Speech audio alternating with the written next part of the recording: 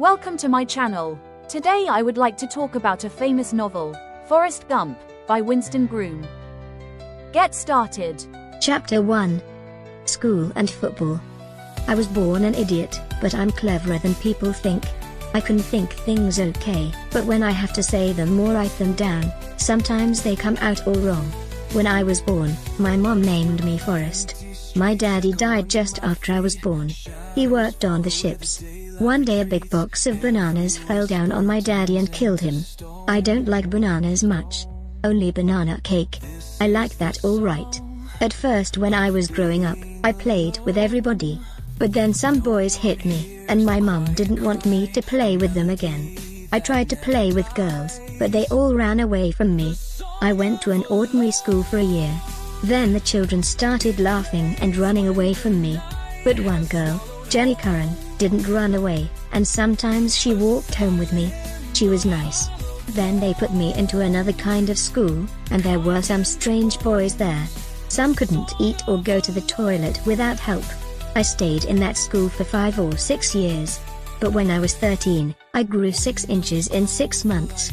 And by the time I was 16, I was bigger and heavier than all the other boys in the school. One day I was walking home, and a car stopped next to me. The driver asked me my name, and I told him. "What school do you go to?" he asked. I told him about the idiot school. "Do you ever play football?" he asked. "No," I told him. "I see other people playing, but I don't play and they never ask me to play with them." "Okay," the man said. 3 days later, the man in the car came and got me out of school. Mom was there, and they got all the things out of my desk and put them in a brown paper bag. Then they told me to say goodbye to the teacher. The man in the car took me and Mom to the new high school. There, an old man with grey hair asked me lots of questions. But I knew that they really wanted me to play football. The man in the car was a football coach called Fellers. Coach Fellers asked me to put on a football suit, then asked me to undress and dress again, 20 times, until I could do it easily. I began to play football with the high school team, and Coach Fellers helped me. And I went to lessons in the school. One teacher, Miss Henderson, was really nice. She taught me to read. And who do you think I saw in the school cafe? Jenny Curran. She was all grown up now, with pretty black hair, long legs, and a beautiful face. I went and sat with her, and she remembered me. But there was a boy in the cafe who started calling me names, and saying things like, "How stupid." Then he threw some milk at me, and I jumped out of my chair and ran away. A day or 2 later, after school in the afternoon, he and his friends came up to me and started pushing and hitting me. Then they ran after me across the football field. I ran away fast. I saw that Coach Fellers was watching me. He had a strange look on his face, and he came and told me to put on my football suit. The others started running after me, and I ran as fast as I could. When they caught me, it needed 8 of them to pull me down. Coach Fellers was really happy.